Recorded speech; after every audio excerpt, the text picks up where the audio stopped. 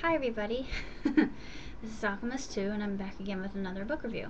And this time I've read the prequel to Glee called The Beginning, and in this Rachel Berry isn't yet a student of McKinley High, and she wants to attend a performing arts school because she feels like she deserves only the best in life, of course.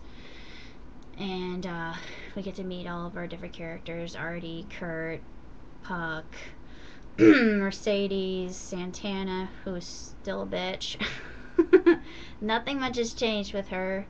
Quinn, um, and of course Kurt, and Tina. And Tina, actually, I really like Tina's character quite a bit. She's probably one of my favorite characters and the one I can relate the most to because I'm a lot like she is, and I'm a lot like Rachel, except I'm not overbearing or bossy like she is. I do like to achieve, and I do like to what is it? How do I explain? I like to push myself, and I enjoy a challenge as well as Rachel does. And like Tina, I kind of lack a little bit of self-confidence, but I'm actually getting more of that, and thankfully I've been getting that from all my friends, and this is actually about that, as well as the romances that begin. I'm not going to say which ones do, but you have to read the book. And Rachel changes things a lot for McKinley, and Mr. Shu isn't the director of Glee Club as of yet. There's another director who hasn't even shown up, let alone done anything, and he's just absent, which reveals to me that his character is non-committal and cowardly.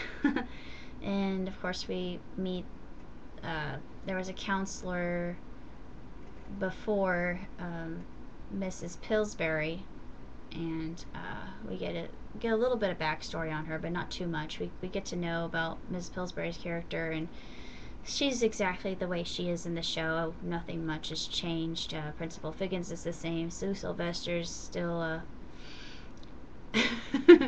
a very defensive, berating person, and I really don't see that much good in her in this book. I still love to hate her, even though she has the best lines in the entire show. I'll say that, and in this book as well. And this is actually a pretty good book, even though it's directed toward tweens and teens, and because of the collector value. And as you can see, I never bend my spines,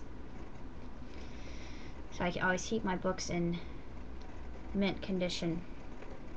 This is going to be a collector's item. I'm not going to sell it, so if you want it, tough toenail. But I think this is a really wonderful book. It's very well written. It grasps your attention right away, and you get to really feel like you're involved with the McKinley students, and you feel more connected to them, and you get to see how the romances between the different characters start to evolve, and then it makes more sense. And I thought, oh well, yeah, that's why. And I didn't know that about Quinn, but I kind of figured it because she is sort of a spoiled brat. I won't reveal as to why I said that, but the book actually goes into detail about exactly as to what means her character is this way. And yeah, I think it also explains why Santana is such a conniving, manipulative witch. It's really not that long of a book. You can just finish it in a day, and it doesn't really start. It doesn't really matter what Glee book you start with, because I started with the third one, which is Summer Break, and I really enjoyed it. I thought it was a great book, and I I'm really happy that Poppy did this, and the publisher's name is Poppy. Um, I'm hopeful that they produce more books like this in the future, so we Gleeks can be happy while Glee's off the air and it gives us something to do. They're really they're really good books. I must say that, even as a person who's been reading my entire life. You're welcome. Anyway, sorry. It's a it really is a terrific book, and it's just an easy breezy read and good, um, marvelous summer reading, and it's everything that you wanted in a novel about Glee and more. It's just a really intriguing backstory, I think, and then also gives insight to Mr. Shu's personality, and he doesn't differ at all from the book to the show. It's just he's the same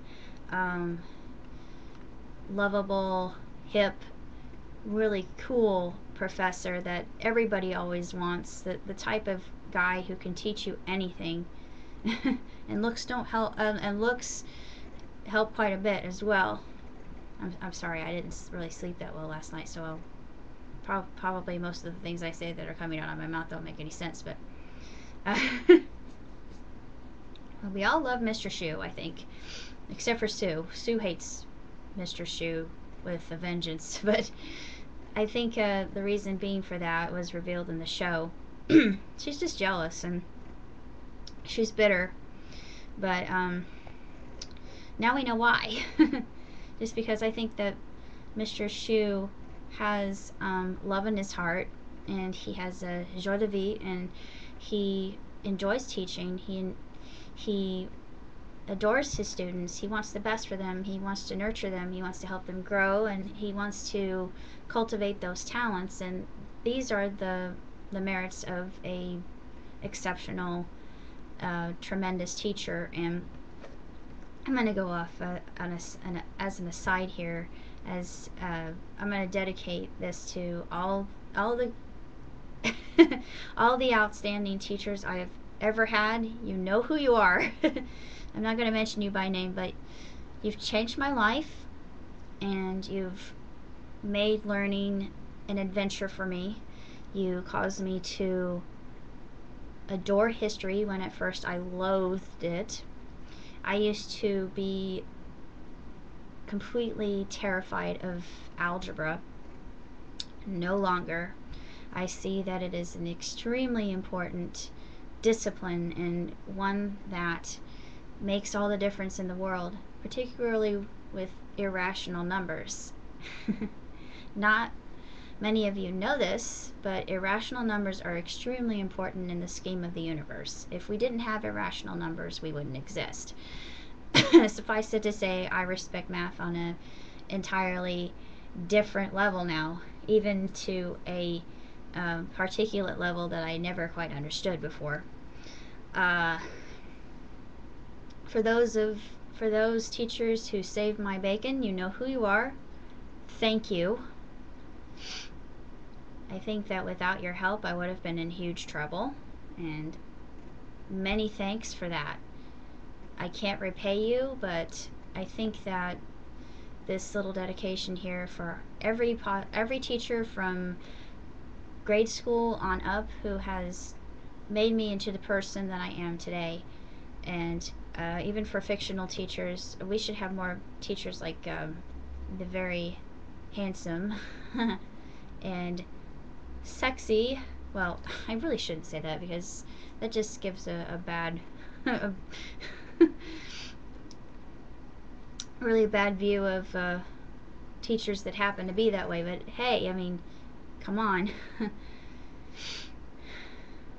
Sometimes that just factors into it. But even if they're not, and they just have this je ne sais quoi. They teachers like this, I think, are a dime a dozen, and they are absolutely phenomenal human beings, and they just make the world of education a much friendlier place, and they cause us to realize that imagination is power, and uh, with knowledge you can do anything. And I feel that if your intentions are good and you focus those intentions in the correct way, you can achieve anything. So I believe that this book actually uh, hones in on that subject, and it's very inspiring. And for all you Gleeks out there, this is it. This is the book that you want to read. This gives you all the backstory that you would ever have wanted to know. So check it out.